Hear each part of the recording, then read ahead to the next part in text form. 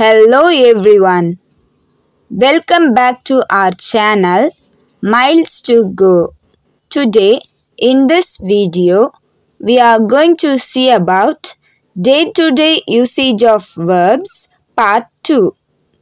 Whisk, which means kadai. Wipe, tudai. Sweep, Perukku. Sneeze, தும்மு. Cough, இருமு. Refuse, மறுத்துவிடு.